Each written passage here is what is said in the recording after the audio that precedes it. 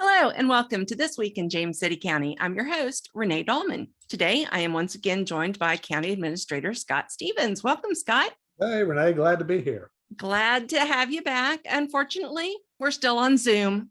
Yeah, there's a plus and minus, but this is a minus. I like This being is a across the minus. table from you and a little better interaction that way, but Zoom is better than not. So, Absolutely. So, lots of stuff going on right now. And so I will just let you take it away.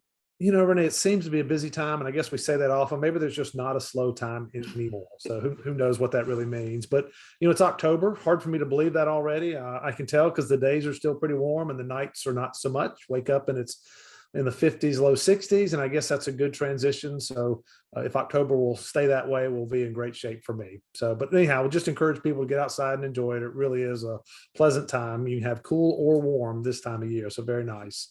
A couple of things from the Board of Supervisors meeting that they met twice in September after not meeting in August. One thing before I forget, during their break in August, we did upgrade the lighting in the boardroom, and I knew we were going from the incandescent heat producing, more energy consumption to a LED type lighting that was like cooler in terms of temperature that the light emits. And the technicians kept telling us better. Make us look better on TV, so to speak. And I didn't really believe much of that, but I will say I've looked back at the July meeting versus the September meeting, and the video of those meetings, it does look better. So the new lighting about froze us out at the first meeting in September because the AC in the room was still set for the heat produced by the other lights. So we were pretty cold at that meeting in September, but it is a better light. So more energy efficient, cooler, and I guess the most important is for those viewing from home from time to time, it should be a better view for you as well. Make us look, those on camera, the best we can be, which is sometimes what it is.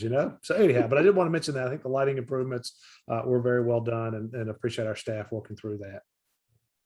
So September 14th, again, the board's public hearing, public comment type meeting. They did have a number of public hearings with a rezoning and some SUP approvals.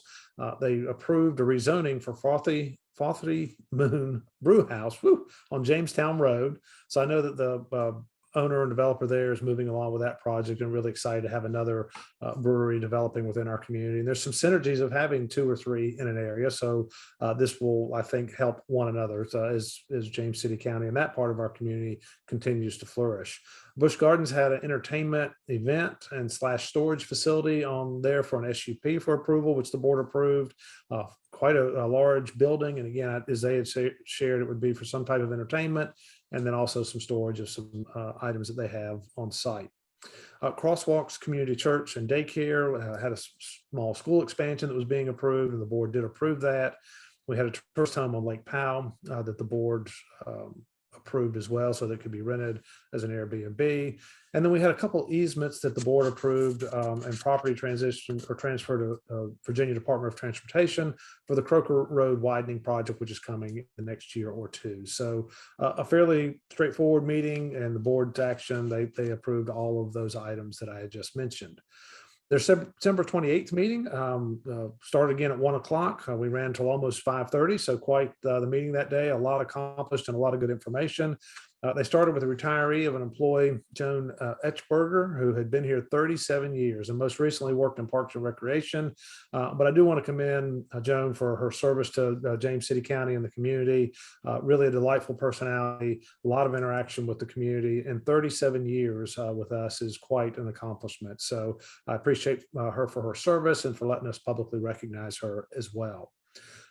VACO, our county organization within Virginia, had recognized the county for an award and presented that award at our meeting for some work in our stormwater program, where we do matching grants with either HOAs or homeowners associations or individuals for stormwater improvements. So I want to congratulate our staff for having this program in place and being recognized for that.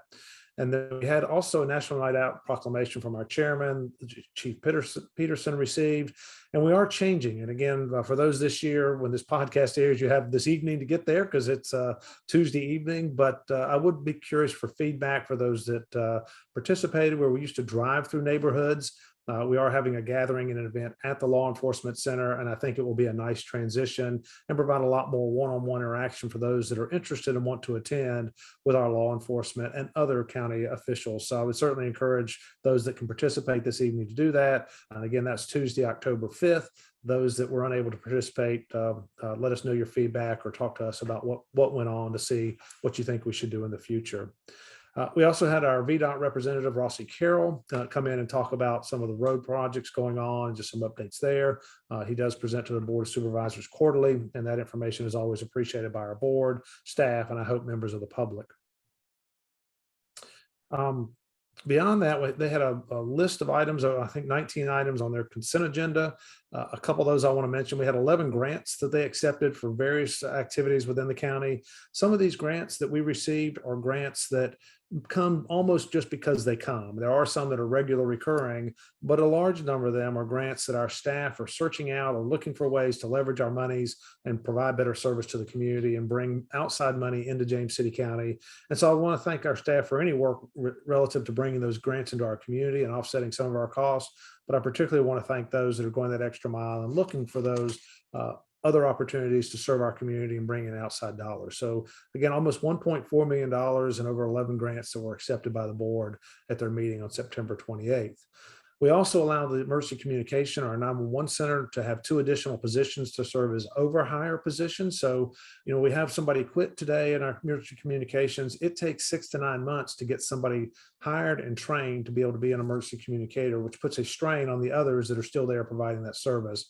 And so after some discussion about that with our department, we have allowed that, and the board did approve those 2 positions. So it's not meant to be 2 additional permanent, but it will let them hire more than their permanent number so that they can have some extras when they have some turnover. So again, happy to be helping there and helping our staff through that. And also a paving contract, Jamestown Beach Event Park, is really a beautiful facility. The driveway into it, not so much. And so this will improve the driveway in, whether you're coming to Jamestown Jam, whether you're coming to the beach, whether you're coming to the kayak or canoe launch, but it should be a better experience and be a better presentation of a county park that gets a tremendous amount of use from our residents and others. And so that contract should be completed the October-November timeframe.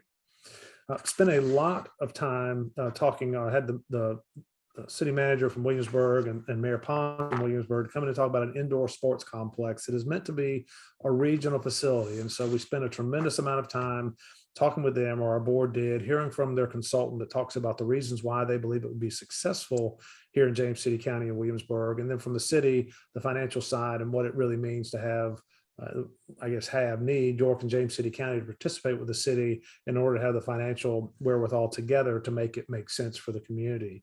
The bottom line of it is the talk today is to build a 12 gymnasium facility, basketball court size. They could be converted to indoor volleyball courts or 36 pickleball courts or wrestling or anything else that you can envision that's sports related that you would play on a court indoors. And so that is the idea of it. The site that's recommended today is the Colonial Williamsburg Visitor Center. So not the visitor center itself, but that site utilizing some of the existing parking, the good access. There are a lot of amenities and hotels and restaurants and other things that benefit all 3 communities within a reasonable proximity, that 10-minute circle of the site.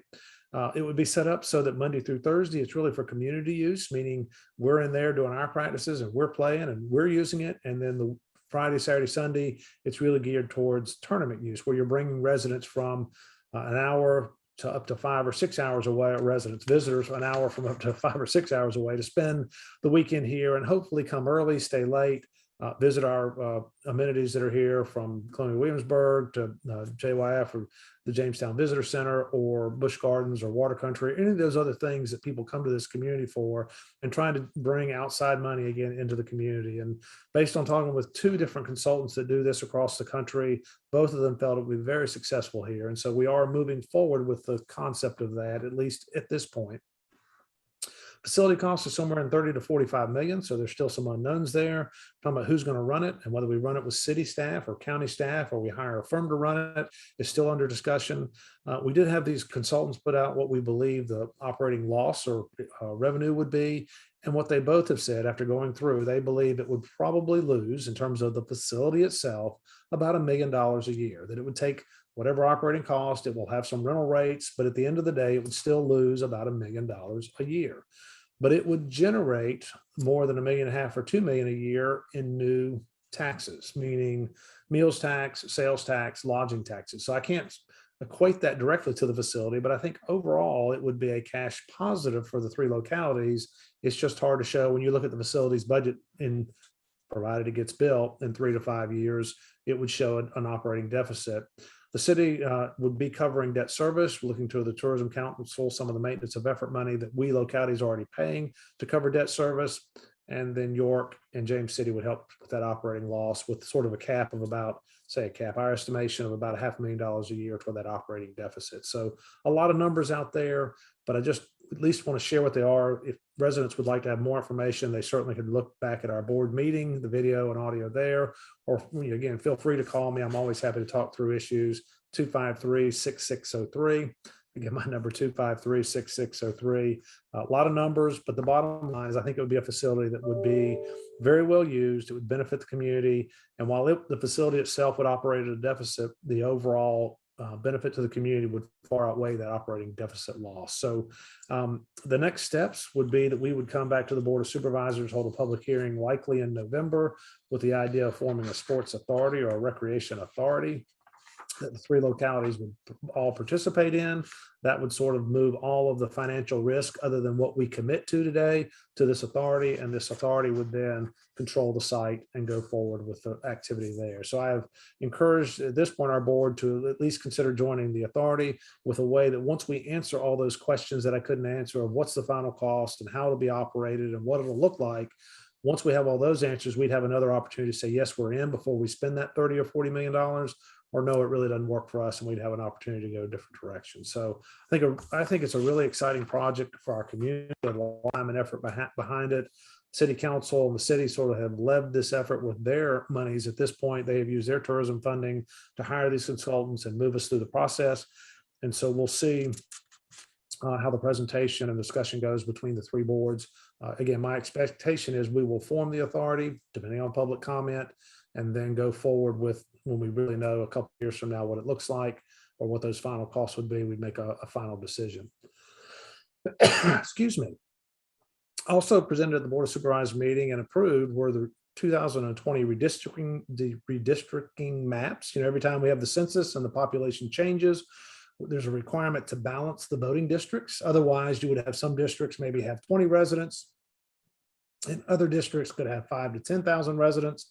So again, we did that process. We've had pretty significant growth in the county, but our staff had worked on this. The timetable this year is really compressed, and I guess that's due to the delay in the census data coming out, that we had to submit something by the end of this calendar year to the State Attorney General's office for review.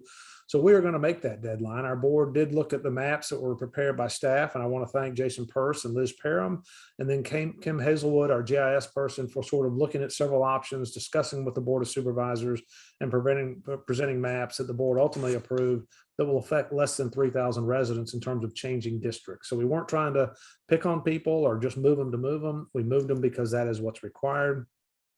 The only caveat I think comes with that, the changes are fairly minor in the world of remapping or redistricting, but the state is still making changes to their district maps and how their voting scheme is. And so provided ours match up with theirs, I think what we've approved will be the final maps. They are what we're going to submit, and we'll share that once we really know the answer to are they the ones that we will be voting all in the coming years. So we still have this election cycle it won't affect, but going forward in time, it would.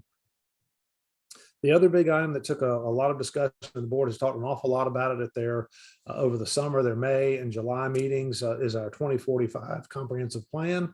The board voted on a number of items to sort of give direction to staff. They had two outstanding items that the staff is working on, and I would expect, we will bring it back to their October 26th business meeting, and then I would expect the Board of Supervisors will likely adopt the 2045 comprehensive plan at that point. So a lot of discussion at the meeting. If you want to hear the details of it, I'm happy again to talk through that.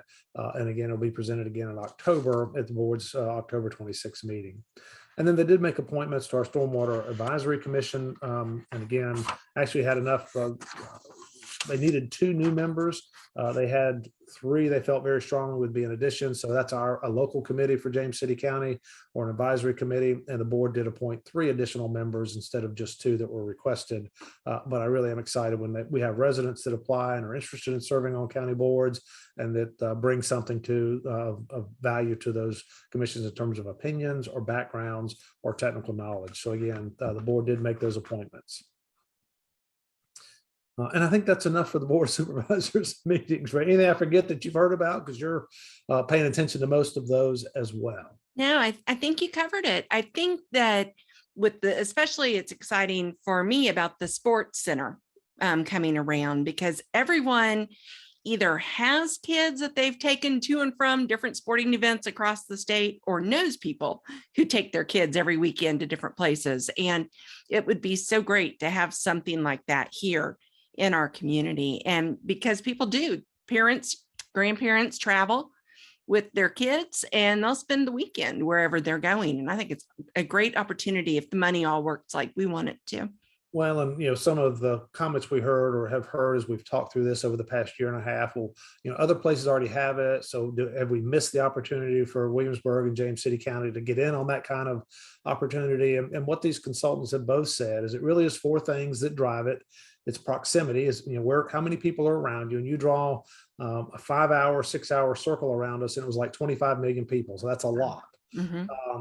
What kind of amenities do you have around the site? And when you come here, can you eat out? Are there hotels?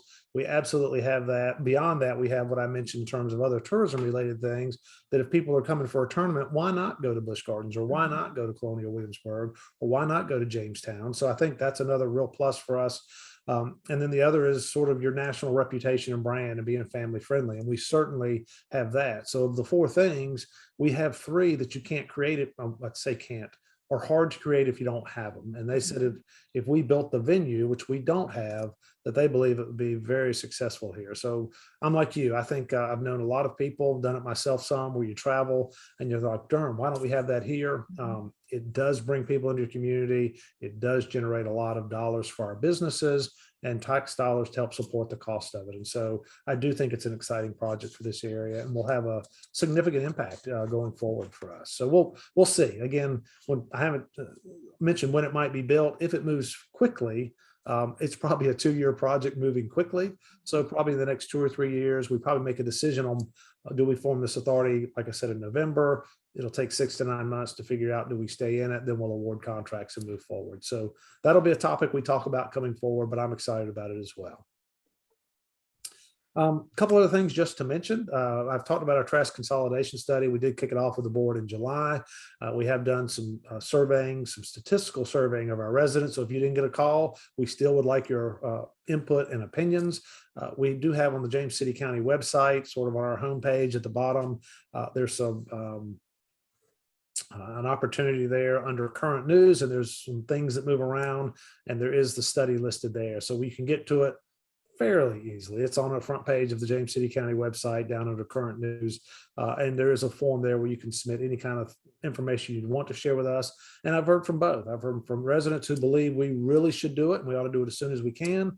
And I've heard it from other residents say, hey, you don't need to be in the garbage collection business. Let the private carriers do it. So opinions will vary. We do intend to share the results of the study, both your comments and others, with the Board of Supervisors at their November 23rd meeting. I think it's the 23rd, but the meeting right ahead of Thanksgiving, and sort of get direction from them on where they would like to go from that. So still plenty of opportunity for our residents to comment on that and be part of the process. It's also October, which means it's early voting time. So for those, historically that's been November for us to vote, but we started early voting a year ago. I think that'll be something that's extremely popular in Virginia last year. I expect it will be with us maybe forever, but certainly for the years to come. And so you can vote at our vote center, which is at today, the James City County Recreation Center, 5301 Long Hill Road. It's running 8 to 5 Monday through Friday, and then it will be open October 23rd and 30th, which are Saturdays, from 8 to 5. And so no reason not to get your vote in when you get ready, 8 to 5 Monday through Friday. And I know more than 1,000 have voted since it's been open. I haven't check the number as of today, but it's been a steady stream of people coming through and casting their ballot. So I'd certainly encourage, if you have any conflicts or concerns about voting in November, that you can get that done early. Seems to be a very popular option for many of our residents. So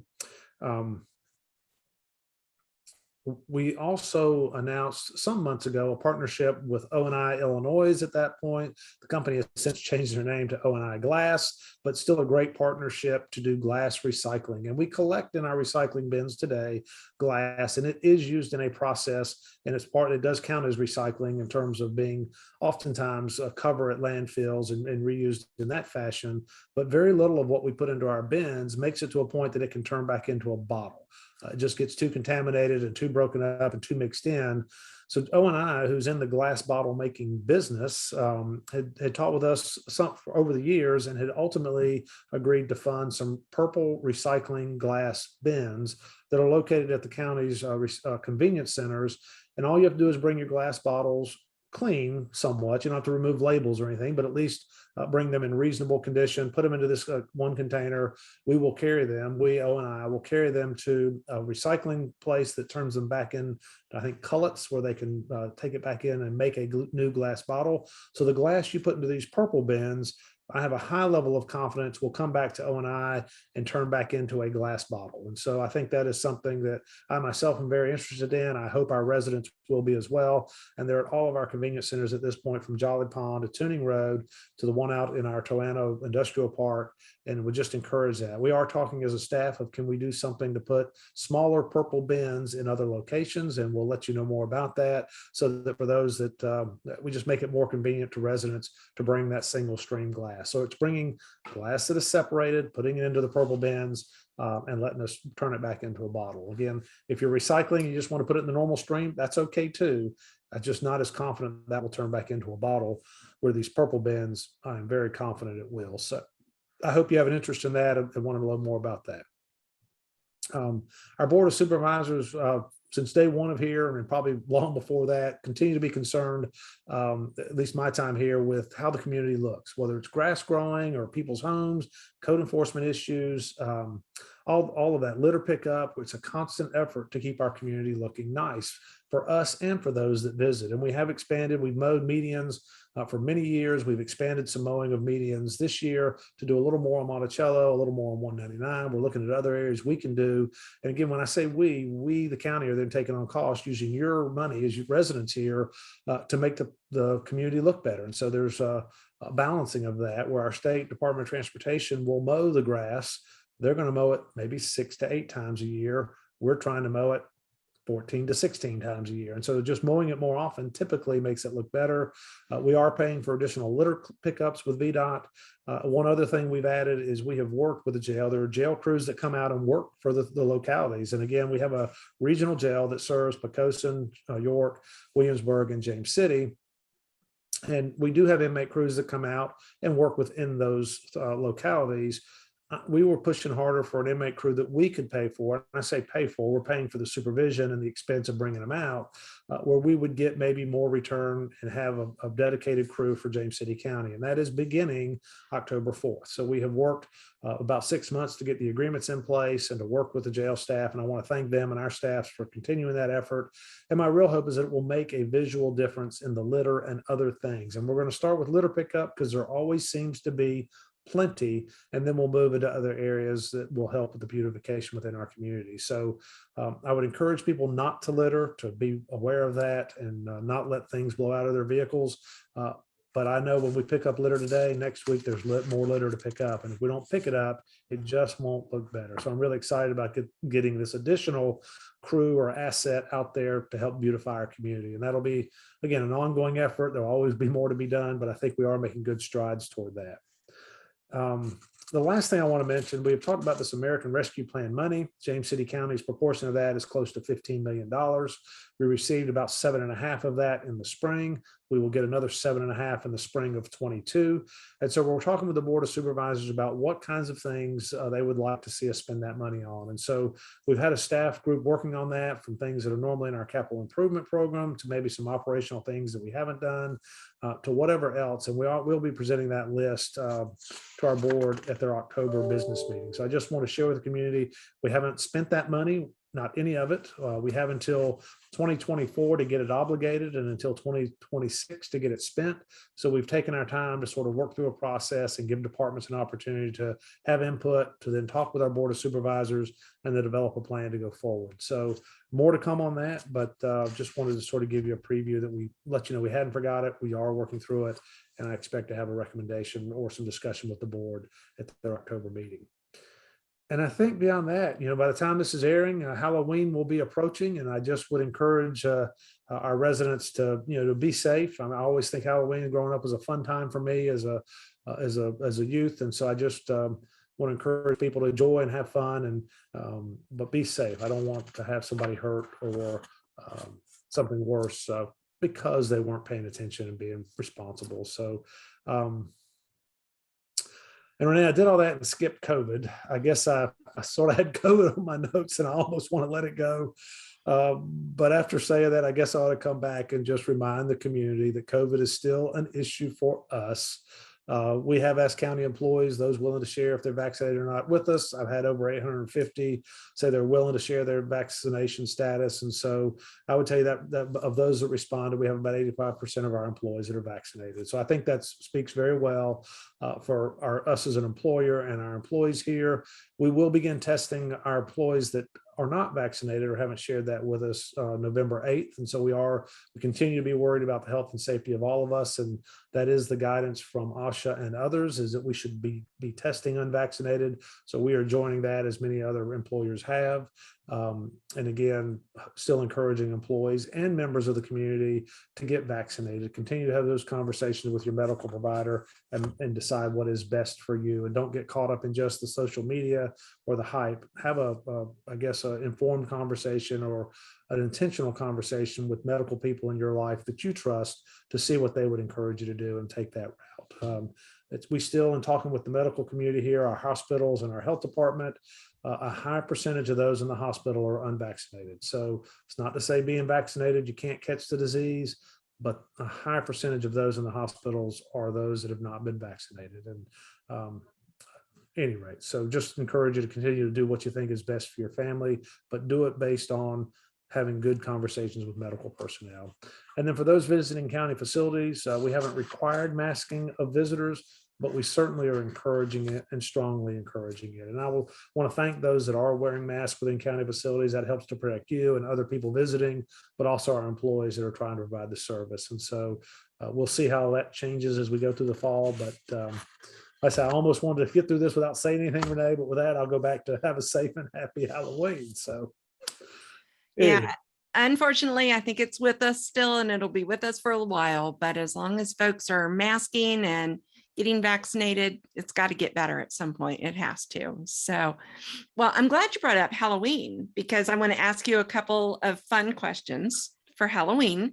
All right. That when you were a kid, I imagine you dressed up to go door to door. I imagine I dressed up. Yes. Okay. What was well, I know you don't like favorite questions. What costume did you have that has stuck with you the longest that you remember? Renee, that gets back into my memory of things. I know I always had a great time trick-or-treating. Probably did it till I was a little too tall, whatever that might mean. But I don't know that I have a favorite costume. Mine were always sort of a homemade kind of thing, and it would be a cloak or something. But I didn't like stuff covering my face. I didn't like masks. And here we are today.